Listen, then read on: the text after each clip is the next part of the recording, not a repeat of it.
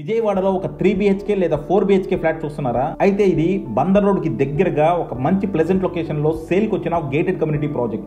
ఇంకా ఆలస్యం చేయకుండా కింద డిస్క్రిప్షన్ ఉన్న కాంటాక్ట్ నెంబర్ కి వాట్సాప్ కాల్ చేయండి. గౌతమ్ గారు నమస్తే సార్. నమస్తే అండి.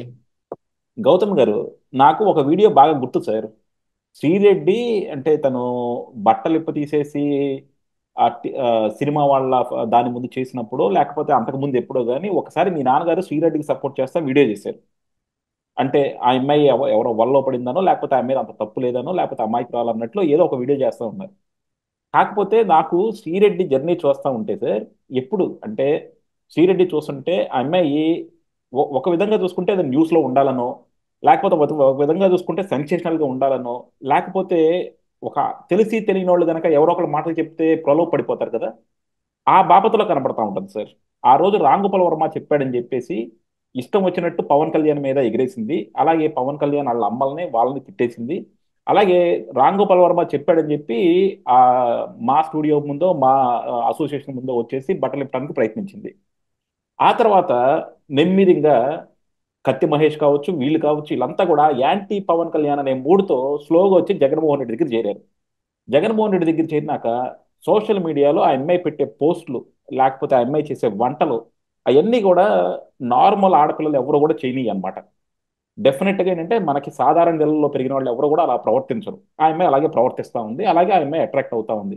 ఆ అమ్మాయి ఒకేసారి ఫేస్బుక్ లైవ్లు చూసుకున్నా, ట్విట్టర్లో చూసుకున్నా, ఏవి చూసుకున్నా సరే ఒక పద్ధతి పాడు అయితే కంపల్సరీ ఉండవు. ఆ తర్వాత పప్పు పప్పు అని లొకేషన్ తిట్టినా లేకపోతే పవన్ కళ్యాణ్ మూడు పిల్లలని తిట్టినా ఏదైనా సరే ఒక లిమిట్ దాటే మాట్లాడింది. సో ఆ రోజు జగన్మోహన్ రెడ్డి చెప్పాడు కాబట్టి మాట్లాడుతున్నా అన్నట్టు ఉందన్నమాట. ఈ రోజు ఒక్కసారి కాడి పక్కన పడేయటం. సో మొన్నటిదాకా కూడా ఆ అమ్మాయి ఎవరు శ్యామలా గారికి పోస్ట్ ఇచ్చారని చెప్పి విమర్శిస్తా ఉంది. ఇప్పుడేమో లోకేష్ గారు నన్ను క్షమించండి, పవన్ కళ్యాణ్ గారు నన్ను క్షమించండి, చంద్రబాబు నన్ను క్షమించండి, నేను ఇంకా రాజకీయాల్లోకి రాను, నన్ను ఒగ్గేయండి అని చెప్పి మాట్లాడుతూ ఉంది. ఎలా చూడాలి సార్? అంటే చేసినన్నాళ్ళు చేసేసి ఇప్పుడు వచ్చేసి సారీ చెప్పేస్తే వదిలేయాలంటారా? అది కాకుండా అసలు ఈ అమ్మాయి అంటే ఎవరైనా అనుకుందాం, జనరల్గా చూసుకుంటే బోర్గొడ్డ అనిల్ కానీ వీళ్ళు కానీ వీళ్ళందరి మీద అంత కేసులు ఎందుకు వస్తున్నాయి అంటే వాళ్ళంతా కూడా చంద్రబాబుని చంపేస్తాము, పవన్ కళ్యాణ్ చంపేస్తాము అన్నట్టు మాట్లాడారు. అలాగే వాళ్ళు మార్ఫింగ్లు కూడా మరీ పిచ్చి పిచ్చి మార్ఫింగ్లు పెట్టుకున్నారు. ఈ అమ్మాయి ఎప్పుడు చూసినా సరే కామెంట్లు చేసింది, వ్యంగ్యంగా మాట్లాడింది, కానీ మార్ఫింగ్లు కానీ అలాంటివి కానీ చేయలేదు. సో వీళ్ళకి మామూలుగా శిక్ష పడినా సరే ఒకసారి కోర్టుకి పిలుస్తారు, మందలిస్తారు, అలా చేస్తారు. అంతే తప్ప వీళ్ళకి పెద్ద శిక్షలు పడే అవకాశం అయితే కనపట్లేదు. మరి అలాంటప్పుడు ఎందుకు అంత బేలతనంగా ఎంఐ నన్ను క్షమించండి క్షమించండి అని అడుగుతుంది? అంటే మరి ఇప్పుడు మీరు చెప్పినట్టుగా శ్రీరెడ్డికి ఏం తీసుకొచ్చి హైకోర్టులో నుంచోబెట్టి ఆవిడకేం ఊరేయరు కదా. అవును. సోషల్ మీడియా పోస్టింగుల్లో మార్ఫింగ్లు చేసిన దానికి కానీ దేనికి కానీ ఎన్ని శిక్షలు ఎంత శిక్షలు అనేది ఇంతవరకు ఒక నిర్దేశిత చట్టమే సరిగా లేదు. ఇప్పుడు యాక్చువల్గా బిఎన్ఎస్ లో 111 సెక్షన్ ప్రకారంగా ఈ ఈ సైబర్ క్రైమ్ దీన్ని కూడా అందులో చేర్చారు. అందులో ఉన్న సెక్షన్ 111 లో ఉంది బిఎన్ఎస్ లో. మొన్న ఇటు సజ్జల రామకృష్ణారెడ్డి కొడుకు సజ్జల భార్గవ్ రెడ్డి కూడా హైకోర్టుకి అదే వెళ్ళాడు. ఇది ఐపీసీ సెక్షన్ లో ఉన్నప్పుడు జరిగిన అఫెన్స్ కాబట్టి బిఎన్ఎస్ చట్టం దీనికి అట్రాక్ట్ అవ్వదు అని, అందుకని మీరు అరెస్ట్ చేయకుండా ముందస్తు బెయిల్ మాకు ఇప్పించండి అని వెళ్ళారు. దాని మీద ఎదురు దెబ్బే తగిలింది. బిఎన్ఎస్ చట్టమా ఐపీసీయా ఇవన్నీ కాదు, అఫెన్స్ జరిగిందా లేదా అనే దాని మీద తేలుస్తారులే అని చెప్పి వెళ్ళారు. యాక్చువల్గా ఇప్పుడు గోల్ ఏంటంటే శ్రీరెడ్డి ఆ, యాక్చువల్గా ఆ అమ్మాయిని చూస్తేనే అందరికి అర్థం అయిపోతా ఉంటది ఇక్కడ ఈ టాప్ ఫ్లోర్ ఖాళీ అనే సంగతి. ఈ బుర్రలో గుజ్జుండ పరిస్థితుల్లో మాట్లాడుతూ ఉంటుంది అని ఏమనుకుంటానికి లేదు. ఫస్ట్ ఫస్ట్ ఆ అమ్మాయి న్యూస్ లోకి వచ్చినప్పుడు ఏం జరిగింది? మా మా అసోసియేషన్ ముందు మా మూవీ ఆర్టిస్ట్ అసోసియేషన్ లో తనకి మెంబర్షిప్ ఇవ్వకుండా వేధిస్తున్నారనే దాని దగ్గర నుంచి అది టర్న్ ఆఫ్ తీసుకొని మీ టూ దగ్గరికి వెళ్ళింది. ఈ ఇండస్ట్రీలో ఆడవాళ్ళకి పని కావాలి అని అంటే ప్రాఫిట్స్ ఆశిస్తున్నారు, వాళ్ళకి కావాల్సిందే అడుగుతూ ఉన్నారు, ఆడుకుంటున్నారు అనే దాని మీద మీటూకి దగ్గరికి వెళ్ళి ఆడ నుంచి టేక్ ఆఫ్ టర్న్ ఆఫ్ తీసుకొని పవన్ కళ్యాణ్ వాళ్ళ అమ్మ దాకా వెళ్ళిపోయింది. అమ్మ అంటే ఆ రోజున మరి ఆ పిల్ల అన్న మాట మీ అందరికి గుర్తుండే ఉంటది. నేను మళ్ళీ కొత్తగా చెప్పాల్సిన పని లేదు. అది అది ఒక బూతు, హిందీలో ఉన్న ఒక బూతు. ఆ బూతుని వాడింది. ఆ బూతుని వాడటం మూలాన యూజువల్గా అనే దాంట్లో అన్నదా ఏమంది అనేది ఇక అందరికీ తెలిసిందే కదా. ఇప్పుడు పలకాలంటారా దాన్ని? మా అక్కర్లేదు సార్. ఆ, అవసరం లేదు కదా. ఉమ్, అలాంటి ఒక బూతు వాడినప్పుడు ఏ బూతుని ఎలాగ అన్వయించుకోవాలి, ఏ బూతుని ఏ రకంగా ఎవరిని తిట్టారు అని దాన్ని అన్వయించుకోవాలి అనేది ఇక మనుషుల యొక్క ఇష్టం. ఆ రోజు పవన్ కళ్యాణ్ మా అమ్మని అవమానిస్తారా అని చెప్పి ఆయన చేస్తున్న యాత్ర ఆపేసి వెళ్ళి మూవీ ఆర్టిస్ట్ అసోసియేషన్ లో దగ్గర ఆ మ్, ఆ అదేంటి ఫిల్మ్ ఛాంబర్ లో నానా హంగామా రచ్చగోల చేశాడు. ఆ రోజున ఏబిఎన్ వాళ్ళు ఆడ లైవ్ తీసుకోవటానికి వెళ్తే జన సైనికులు ఇప్పుడు ఎంత లావు రాయి తీసుకొని వాళ్ళ కార్లు అద్దాలను వాళ్ళ ఓబీ వ్యాన్ పగలగొట్టారు. మళ్ళీ ఈ రోజు ఏబిఎన్ అదే పవన్ కళ్యాణ్ జై జై అని మోస్తున్నారు చూడండి. ఉమ్. మోస్తున్నారుగా. మరి మొయ్యకి ఏం చేస్తారు? మరి మరి అది న్యూస్ కవరేజ్కి వెళ్ళిన వాళ్ళ మీద దాడి జరిశారు ఆ రోజున పవన్ కళ్యాణ్ జన సైనికులు కలిసి. సరే ఇంకా ఆ విషయం అది వదిలేసి శ్రీరెడ్డి దగ్గరికి వస్తే ఆ తర్వాత ఇక్కడ ఇక ఇక హైదరాబాద్ లో ఇక మన పప్పులేం ఉడకు అనుకొని ఆ రోజున ఆ పిల్ల మీటూ గొడవని ఏ రోజు మరి ఏ ఏ ఎవరి ప్రోద్బలంతో ఏ పని చేసుకుంటా వచ్చి అక్కడ మీటూ దగ్గర ఆగిందో తెలియదు. ఆ రోజున మీటూ మీద మాత్రం విపరీతమైన చర్చ జరిగింది. సినిమా ఇండస్ట్రీలో మీటూ ఉంది అనే సంగతిని మరొకసారి ఎలుగెత్తి చాటింది శ్రీరెడ్డి. అలాంటి ఉన్నప్పుడు వాటన్నిటిని ఖండించడం కోసం ఆ రోజున కుండబద్దలు కూడా గట్టిగా ఆ ఆ ఆ అంశం మీద ఆ అమ్మాయిని సపోర్ట్ చేశాం. కానీ ఆ అమ్మాయి ఏ రోజైతే దాన్ని పొలిటికల్ డిఫరెన్షియేషన్ తీసుకొచ్చి పవన్ కళ్యాణ్ని ఇంక్లూడ్ చేసి అది పవన్ కళ్యాణ్ మీద దాకా వెళ్ళవలసిన అవసరం లేదనేసి ఆ రోజున మళ్ళీ మనం ఎలుగెత్తి చాటడం జరిగింది. మళ్ళీ అంటే ఏదైనా ఒక నోబెల్ కాజ్ ఉందనుకోండి, నలుగురికి పనికొచ్చే అంశం అయితే గనుక మనం ఖచ్చితంగా సపోర్ట్ చేస్తాం. ఆ ఆ అమ్మాయి యొక్క ఉద్యమం ఆ రోజున పక్కదారి పట్టిపోయినప్పుడు మళ్ళీ ఆ అమ్మాయిని కూడా వ్యతిరేకిస్తాం. ఆ రోజు మనమే కాదు, ఇప్పుడు టీవీ 5 లో పనిచేస్తున్న మూర్తి ఆ రోజు మహా న్యూస్ లో ఉన్నాడు. ఆయన కూడా బోల్డ్ అనే డిబేట్లు చేశాడు. అందులో బాబు గోగినేని లాంటి వాళ్ళు కూడా చాలా మంది మాట్లాడారు. కత్తి మహేష్ వీళ్ళందరూ ఇష్యూ జరుగుతున్నప్పుడు ఆ ఈఎంఐ ఇష్యూ కూడా జరిగింది కదా ఆ రోజున.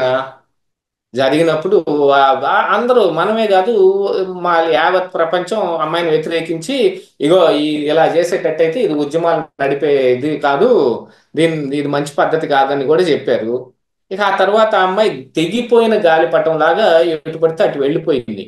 హైదరాబాద్ వదిలేసి చెన్నై వెళ్ళనివ్వండి, వేరే వైఎస్ఆర్ కాంగ్రెస్ పార్టీ వైపు అట్రాక్ట్ అయ్యిందా, లేకపోతే వాళ్ళు ఆ, డబ్బులు ఇస్తామని అట్రాక్ట్ చేసుకొని తీసుకెళ్లారా? ఆ రోజు ఉన్న పరిస్థితుల ప్రకారంగా వాళ్ళు ఏదో చేశారు. అవన్నీ జరిగిన తర్వాత ఇక ఈ సోషల్ మీడియాలో ఇప్పుడు వీళ్ళు ఆర్గనైజ్డ్ క్రైమ్ లాగా YSR Congress party social media నడుపుతా దాంట్లోకి కావలసిన ఐడీలు కానీ ఇలాంటివన్నిటిని వాళ్ళు గ్రాస్ప్ చేసుకొని వాళ్ళు ఒక కొన్ని పోస్టింగ్లు కానీ ఇప్పుడు శ్రీరెడ్డి అయితే ఇట్లాంటి మీరు చెప్పినట్టు ఇందాక చెప్పినట్టు మార్ఫింగ్ ఫోటోలు వీడియోలు పోస్టింగ్లు అట్లాంటివి ఏమి ఉండవు. నేరుగా నువ్వు కూర్చొని బూతులు మాట్లాడటం, తిట్టటం, ఇదే కదా చేసింది. అలాగా ఆ పని చేసిన అమ్మాయి ఈ రోజున వచ్చి సారీ చెబుతుంది అనుకోండి. ఆ సారీ ఎందుకు చెబుతోంది, ఏం భయంతో చెబుతోంది, లేకపోతే ఇదొక ఎత్తుగడ అని అంటే ఇప్పుడు సారీ చెప్పటంలో ఒక పెద్ద ఎత్తుగడ ఏముంటదండి? ఇప్పుడు సారీ చెప్పినంత మాత్రాన అరెస్ట్ చేయకుండా ఆపేస్తారనేది ఏం రూల్ ఏం లేదు. కన్సిడర్ చేసి నాయకులు ఏదన్నా పార్టీ నాయకులు సరే శ్రీరెడ్డి ఒకటికి 2 సార్లు సారీ చెబుతుంది కదా అని కన్సిడర్ చేసి ఏమన్నా వాళ్ళు కనికరం చూపిస్తారు, ఆ అవకాశం ఉంది. దాంతో పాటుగా ఏంటంటే నేను చెప్పేది ఏ చట్టమైనా ఏ శిక్ష అయినా నేరస్తుల్లో పరివర్తన తీసుకురావడానికి కోసం మాత్రమే. అది భారత రాజ్యాంగం నిర్దేశించిన చట్టాల ప్రకారంగా పరివర్తన కోసం మాత్రమే ప్రయత్నాలు చేస్తారు తప్ప కఠినంగా శిక్షిస్తారు అని అంటే తీసుకెళ్లి వాళ్ళని జైల్లో ఒంటరిగా ఫోను పేపరు లేకుండానో అయిన వాళ్ళు లేకుండానో ఆడ కూర్చోబెడితే ఏం కఠిన కారాగార శిక్ష అది? వాళ్ళకి మంచితనం పెంపొందించడానికి, వాళ్ళు చేసిన తప్పుని వాళ్ళు మననం చేసుకుని తిరిగి రిఫార్మ్ అవటానికి, పరివర్తన జరగటానికి మాత్రమే ఉండేది శిక్ష.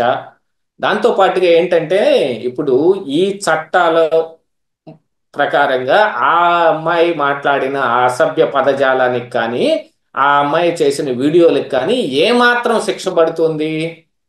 ఉరి శిక్ష అయితే పడదు, యావజ్జీవ కారాగార శిక్ష అయితే పడదు. ఎట్ మోస్ట్ ఎంత పడుతుంది? రాహుల్ గాంధీకి వేసినట్టు మ్యాక్సిమంలో మ్యాక్సిమం ఆ రోజున, అది కూడా ఒక కుట్ర ప్రకారంగానే 2 సంవత్సరాలకు పైబడి శిక్ష విధించబడితే అతనికి ఉన్న ఈ ఆ, పార్లమెంట్ లో ఆయన సీటుని కోల్పోయే అవకాశం ఉంటుంది. తిరిగి మళ్ళీ ఆయన ఆమ్, అందులో పోటీ చేయకుండా ఆయన్ని అనర్హుని చేసే అవకాశం ఉంటుందని ఆ రోజున గుజరాత్ కోర్టు 2 సంవత్సరాలు వేస్తే, ఇమీడియట్ గా దాన్ని తీసుకొచ్చి అమలు చేసే పని మీద పడితే సుప్రీంకోర్టు ఆపేసింది. జరిగింది ఏంటిది? ఆయన కూడా ఇలాగనే అందరూ మోడీలు, ఆ దొంగలందరి ఇంటి పేర్లు మోడీ అని ఉంటది ఎందుకో అని అన్నాడు ఆ పాపానికి. కానీ ఏమైందండి సుప్రీంకోర్టులో ఆ విషయం? అందుకని ఇప్పుడు శ్రీరెడ్డిని తీసుకొచ్చి ఆవిడని శిక్షించాల్సిందే అని మంకు పట్టు పట్టిన వాళ్ళందరికీ రేపు కోర్టులో ఏం జరుగుతుంది అని కొంచెం ఊహించుకుంటే అర్థమైపోయేది ఏమిటి?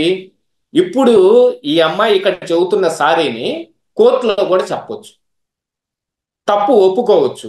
అవును. మీరు ఏ శిక్ష వేసినా కూడా నేను అంగీకరిస్తానని కోర్టులోనే అంగీకరించి వాళ్ళకి పేరు పేరున నేను ఆ, అంటే నా నా క్షమాపణ తెలియజేసుకుంటున్నాను అని అంటే ఇక్కడ ఇక్కడ శిక్ష ఏ మేరకైనా తగ్గే అవకాశం ఉంది. అవును, ఇక్కడ మనం ఒకటి గుర్తుంచుకోవాల్సింది ఏంటంటే ఆ రోజు రాహుల్ గాంధీ గారు నేను క్షమాపణ చెప్పనని చెప్పాడు. నేను అన్న దాంట్లో తప్పు లేదు, నేను క్షమాపణ చెప్పనని చెప్పాడు.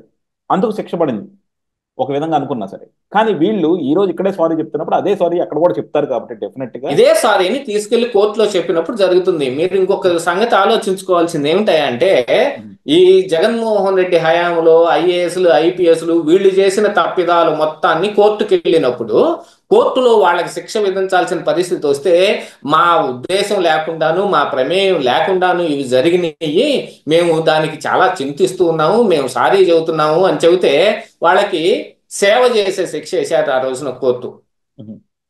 మీరు బీసీ హాస్టల్స్కి వెళ్ళి, ఎస్సీ హాస్టల్స్కి వెళ్ళి అక్కడున్న విద్యార్థులకి సక్రమమైన బుద్ధులు నేర్పుతా వాళ్ళకి పొద్దున్న నుంచి సాయంత్రం దాకా అక్కడ వాళ్ళకి సేవ చేయండి అని సేవా శిక్ష వేసింది ఆ రోజు కోర్టు. అలాగే సరే, బుద్ధి లేని వాళ్ళు వెళ్ళి బుద్ధులు నేర్పే శిక్ష. ఆ అంటే ఆ, ఏ ఏ ఏ శిక్ష అయినా అనుకోండి, ఆ రోజున వాళ్ళకి అట్రాక్ట్ అయింది అది. అదే. ఆ, అంటే నే ఆ, కోర్టుల యొక్క ఉద్దేశం కానీ, శిక్షా స్మృతి యొక్క ఉద్దేశం కానీ ఏంటంటే పరివర్తన. నేరస్తుల్ని పరివర్తన తీసుకురావటం అనేది మోస్ట్ ఇంపార్టెంట్. అవును. ఆ పరివర్తనని ముందుగానే చూపిస్తుంది అనుకోండి, అది ఉద్దేశపూర్వకంగా చూపించనివ్వండి, దురుద్దేశపూర్వకంగా చూపించనివ్వండి, లేకపోతే నిజంగానే చూపించనివ్వండి, ఈసారి రేపు మళ్ళీ ఆ అమ్మాయి కోర్టులో చెప్పుద్ది. ఆ రోజున కోర్టు ఎలా ఇక పరిగణిస్తుంది అనే దాన్ని కూడా దృష్టిలో పెట్టుకోవాలి కదా. కోర్టు ద్వారా మీరు సారీ యాక్సెప్ట్ చేయించుకొని దాన్ని మెదలకుండా ఊరుకుంటే మంచిదా, ముందుగానే ఆ పిల్ల చెప్పే సారీని యాక్సెప్ట్ చేసుకొని మీ దగ్గరికి పిలిచి, పోనీలేమ్మా అయ్యింది అయిపోయింది, ఇక మీదట బుద్ధిగా బతుకు, నీ నీ మీద మేము కేసేం పెట్టడం లేదులే అని వీళ్ళంతటి వీళ్లే గనక ఆ అమ్మాయిని క్షమించి వదిలేస్తే సరిపోతుందా? ఏది ఏది బెటర్ ఆప్షన్ అనుకుంటారు మీరు చెప్పండి. నాకైతే మాత్రం ఇలాంటి వాళ్ళకి డెఫినెట్ గా వీళ్ళని కోర్టు దాకా లాగాలి, వీళ్ళు కోర్టులో సారీ చెప్పాలి. ఎందుకంటే ఇది ప్రతి ఒక్కరికి అలవాటు అయిపోతుంది సార్. ఈ రోజు మీరు కావచ్చు, అదే నేను కావచ్చు, ఇంకొకరు కావచ్చు, మాట్లాడిన మాట్లాడేసి సారీ చెప్పడం అనేది ఒక కామన్ అయిపోయింది. కాకపోతే ఏంటంటే వీళ్ళని చూసి రేపు పొద్దున ఇంకొకరు ఇన్స్పైర్ అవ్వకుండా వీళ్ళని కఠినంగా శిక్షన్స్ పోయినా సరే వీళ్ళని కోర్టు దాకా తీసుకెళ్లి కోర్టులో లాగి కోర్టులో కనుక సారీ చెప్తే బాగుంటుంది అన్నది నా అభిప్రాయం సార్. సరే, మీరు అక్కడ దాకా తీసుకెళ్ళి అక్కడ సారీ చెబితేనే, అంటే శంఖంలో పోస్తేనే తీర్థం అనే దాకా మీరు మాట్లాడుతున్నారు అనుకోండి. కానీ అక్కడ మీ గౌరవం ఏం మిగులుతుంది చెప్పండి? ఉహుం. ఇప్పుడు మీ మీ మీ గొప్పతనం, మీ మంచితనం, మీరు నిజంగా మంచివాళ్ళు అని చెప్పుకోవడానికి మీరు కూడా కొంత క్షమాగుణం కలిగి ఉండాల్సిన అవసరం ఉంది కదా. ఆ, క్షమాగుణం సేమ్ డెఫినెట్ గా కలిగి ఉండాలి. కాకపోతే ఏంటంటే ఇది ప్రతి ఒక్కళ్ళు. నేను చెబుతా వినండి. ఫస్ట్ వినండి, అక్కడికి వెళ్ళి అక్కడే సారీ చెప్పించుకొని వచ్చాము అని అంటే మీరు గెలిచారు అనే ఒక ప్రౌడ్నెస్ తప్ప ఆ అమ్మాయి ఎక్కడ చెప్పినా ఆ సారీయే. లేదు, అది ఇంకొకరికి ఆ కూడా గుణపాఠం అవ్వాలి. ఇంకొకళ్ళకి గుణపాఠం అవటానికి కేవలం శ్రీరెడ్డే కాదు, వర్రా అందరికీ అదే. రవీందర్ రెడ్డిని చెయ్యండి, అవును. ఉమ్. ఇంటూరి రవికిరణ్ చెయ్యండి. ఎందుకంటే వాళ్ళలో కనీసం రిగ్రెట్ కూడా లేదు, అవును. వాళ్ళలో కనీస పరివర్తన లేదు. ఉమ్. ఎక్కడి దాకా వచ్చింది పరివర్తన? వాళ్ళు మేము అసలు తప్పే చేయలేదు, మాది కాదు ఇది అనే దాకా అనేలా రకంగా మాట్లాడుతున్నారు. బోరుగడ్డ అనిల్ కుమార్కి ఈ రోజు కూడా ఆ, హోటళ్లలో మటన్ బిర్యానీలు, చికెన్ బిర్యానీలు పెట్టించనివ్వండి, మరి పోలీస్ స్టేషన్ లో బెడ్డులు ఏర్పాటు చేయనివ్వండి, మా అర్ధరాత్రి 11 గంటలు 12 గంటలు దాటిన తర్వాత కుటుంబ సభ్యుల్ని కలుసుకోవటానికి అవకాశం ఇచ్చి వాళ్ళ మేనల్లుని తీసుకొచ్చి పక్కన కూర్చొని పెట్టి మాట్లాడుకునే అవకాశం ఇవ్వనివ్వండి. ఏం జరుగుతోంది ఇక్కడ? కాకపోతే ఇలా చూడొచ్చా సార్, అంటే ఇప్పుడు శ్రీరెడ్డి అంత భయపడటానికి కారణం ఏంటంటే, ఇప్పుడు బోర్గడ్డ ఈయనకైనా సరే, లేకపోతే వర్ర రవీంద్ర రెడ్డికైనా, ఇంటూరికైనా సరే పార్టీ ఒకటి సపోర్ట్ చేస్తుంది. But at the same time ఏంటంటే వాళ్ళ దగ్గర ఫండ్స్ కూడా అలాగే ఉన్నాయి. కానీ ఈ అమ్మాయి దగ్గర ఎటువంటి డబ్బులు లేకపోవటం వల్లే రేపొద్దున ఇప్పుడు మీరే అన్నారు బోర్గడ్డ అనిల్కి రాచ మర్యాదలు చేశారు, అది మనం కూడా చూసాము. అలాంటి రాచ మర్యాదలు చేసుకునే స్థాయి ఈ అమ్మాయికి లేకపోవడం వల్లే ఎందుకు వచ్చిన గొడవలు అని చెప్పి భయపడుతుందంటారా? ఆర్థిక అది ఇబ్బందుల వల్లేనంటారా? అది కూడా అవి ఉండొచ్చు. ఆ అమ్మాయి తెగిపోయిన గాలిపటం లాగా ప్రయాణం సాగిస్తుంది. ఆ అమ్మాయి ఆర్థిక స్థితిగతులు కూడా ఏమంత మెరుగ్గా ఉన్నాయి అంటే, బయట కనపడటం వేరు, మేకప్ వేసుకొని, లిప్స్టిక్ వేసుకొని, హెయిర్ స్టైల్స్ చేసుకొని, మంచి బట్టలు వేసుకొని, ఇదే ఆర్థిక స్థితిగతి మెరుగ్గా ఉంది అనుకుంటానికి కాదు. అవన్నీ అప్పులు చేసి కూడా చాలా మంది చేస్తున్నారు ఈ రోజున. ఇంకపోతే ఆ అమ్మాయి లీడ్ చేయడానికి ఆ అమ్మాయికి ఉన్న ఆ, ఆ, వ్యాపకాలు కానీ, వ్యాపారాలు కానీ, ఉద్యోగాలు కానీ ఏం లేవు. ఎక్కడి నుంచి వస్తుంది డబ్బు? అప్పట్లో అంటే మరి పార్టీని వైఎస్ఆర్ కాంగ్రెస్ పార్టీ నుంచి మరి డబ్బు వచ్చింది, తిట్టింది, అది ఆ డబ్బు చాలట్లేదని కూడా జగన్మోహన్ రెడ్డి మీద కూడా ఏష్టపడింది. ఆ తర్వాత శ్యామలకి అధికార ప్రతినిధి ఇస్తే ఈ ఏడుపుకు కూడా కారణం ఏంటి చెప్పండి? ఆ అధికార ప్రతినిధి ఏదో మాకిచ్చి ఆ డబ్బులు ఏదో మాకు ఇవ్వచ్చు అనే కోణంలోనే చూశాను నేను ఆ రోజున. శ్యామల మీద కూడా అమ్మాయికి ఏంటి, ఆ అమ్మాయికి ఏమన్నా పర్సనల్ గ్లెడ్జ్ ఏమన్నా ఉందా? మేము శ్యామల తప్ప మేమెవరూ కనపడలేదా అని అనుకుంటానికి ఏంటి? ఆ ఉద్యోగం ఏదో మాకిచ్చి ఆ డబ్బు మాకు ఇవ్వచ్చు కదా అని ఆ అమ్మాయి స్థితిగతులు దృష్టిలో పెట్టుకొని ఆ రోజున మాట్లాడుకుంది. ఇదే కదా అమ్మాయిని చూస్తే అర్థం అవుతుంది. ఇప్పుడు ఇప్పుడు కాదు, తీసుకొస్తారు, స్టేషన్లో కేసు పెడతారు, 20 స్టేషన్లో కేసు పెడతారు. ఆ ఒక కేసులో కాకపోతే ఇంకో కేసులో, ఇంకో కేసులో కాకపోతే ఇంకో కేసులో, లేదు అన్ని కేసుల్లో కలిపి ఒక దాంట్లో రిమాండ్ తర్వాత ట్రాన్సిట్ వారెంట్ తీసుకొని రిమాండ్, ఆ పైన రిమాండ్ ఒక 6 నెలలు రిమాండ్ లోనే ఉంచుతారు. ఏం జరుగుతుందండి అక్కడ? ఏమవుతుంది?